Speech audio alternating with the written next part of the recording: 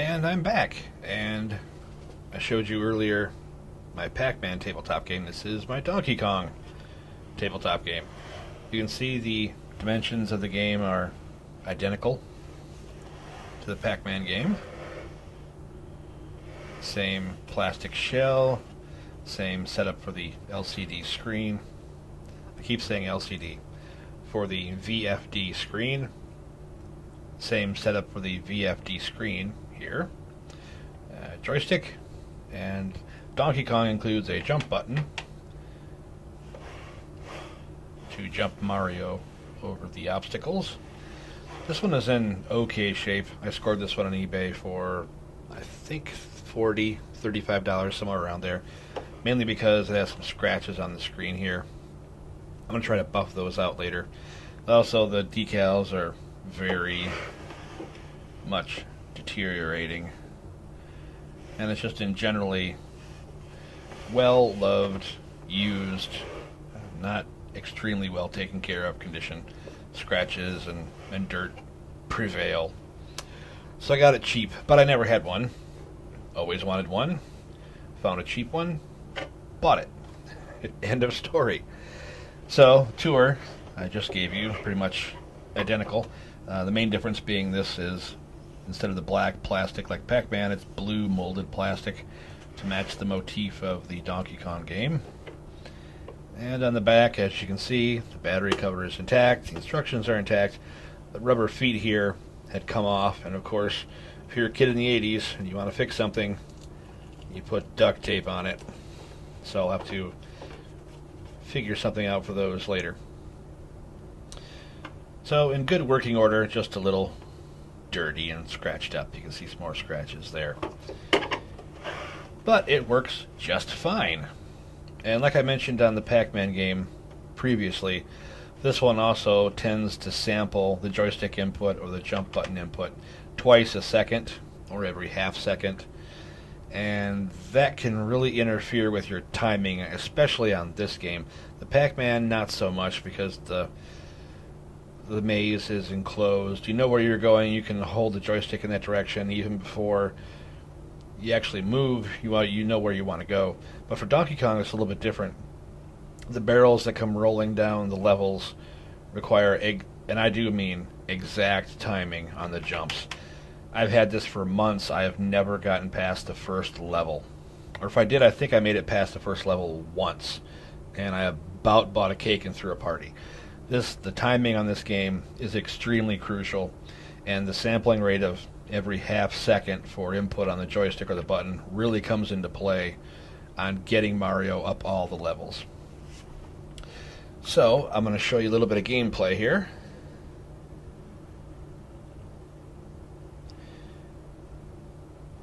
And again, the setup on this screen is the same motif as Pac-Man. They mimicked some of the arcade game graphics on the side and boxed in the VFD screen here in the center. And this is a little dirty from being in storage, and it's scratched up. Hopefully you can look past that as we start the game here. Now I am noticing on this one here quite a bit of flicker on this. I am not seeing that with my eyes, but the camera is picking it up. Now, there are many reasons why this sort of thing happens with video cameras. The shutter rate on the camera might be interfering with either the overhead lights in my office here or the actual refresh rate of the screen here. But I am not seeing this with my own eyes. I'm not seeing this flickering. And it's going to make playing this game a little tougher. Because I'm actually watching a monitor over there off the screen to play the game here.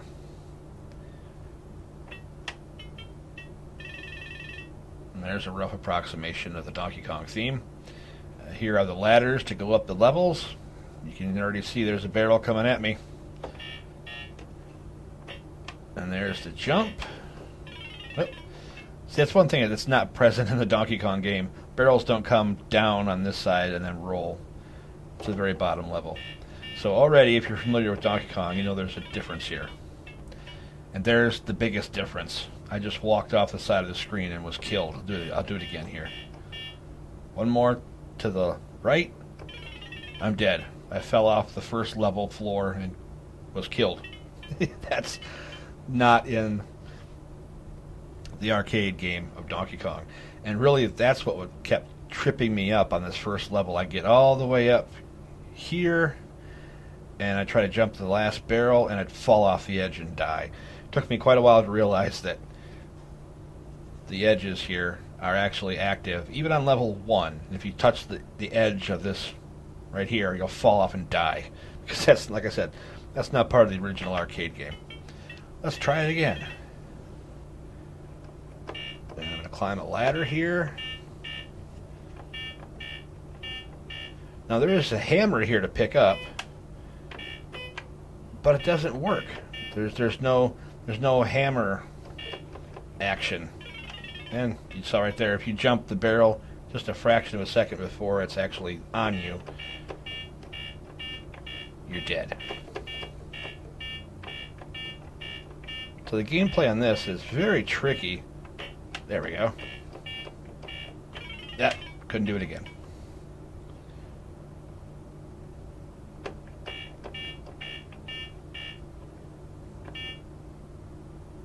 And unlike Pac-Man, there's not a constant cacophony of sound on this game, just the actual boops and beeps when you move. There we go. Getting that timing down a little bit more, and I'm dead. Timing on this game is everything. I scored 1,400 points. That's my high score. Little icon up here of is it Daisy? Is it Daisy? I believe so. I'm going to have to Google that. It's been so long since I've thought about Donkey Kong. But there's Daisy up here we're trying to save, and there's Donkey Kong. And the very crude level here. I'll play this one again. Like I said, I've only beaten this first level maybe once. Oop, the barrel went the other way.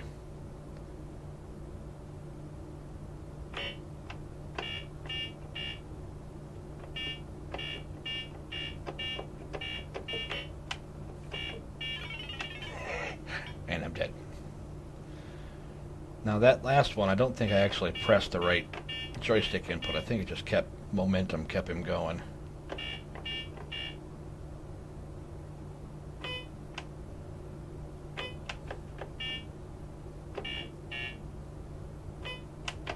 I got the hammer, and I fell off that side of the screen. So this is very frustrating. And I'm dead again. Well, that's it. That's all I have the patience for at this moment. But like you can see, the screen setup is the same. The dimensions of the arcade are the same. The frustrating gameplay is the same. Now, I did find online that this came out in 1982. So this is a later model than the original Pac-Man game. So I'm guessing the first Pac-Man tabletop game came out in 81. This one definitely did come out in 82. I found a lot of collaborating evidence of that online. And then later on in the series, they came out with Frogger and then Galaxian, two of my all-time favorite arcade games. And also, they had a Miss Pac-Man upright tabletop game like this. And I'm curious to find one of those and play it. Miss Pac-Man had a lot of differences than the Pac-Man game did in the arcade. I'm curious to see if any of those differences actually came over into the tabletop port of this game. I suspect those could be very similar layout to this and same simple, frustrating gameplay. But a cool vintage item. And if you come across one online and you want to bring it home, just make sure you get one that's in fairly decent shape. Now they do make reproductions of these stickers, so if you find one, and my sticker here is peeling off a little bit, if you do find one that's missing the sticker, any of these stickers, top, sides, or bottoms, or even this one down here on the joystick part of the game, this one's coming up, these are all reproduced. Somebody got a pristine game and color copied the labels and then made reproduction labels, so you can restore these. And this one, just I'll probably get a little bit of glue and glue them down. Maybe one of these days I'll get a restoration sticker set and re-sticker this. But I'm not too big on that idea. It's just kind of cool the way it is. Vintage and used and well loved and a little abused. All kind of adds to the story of the item. So there you go. The Donkey Kong Coleco tabletop arcade game.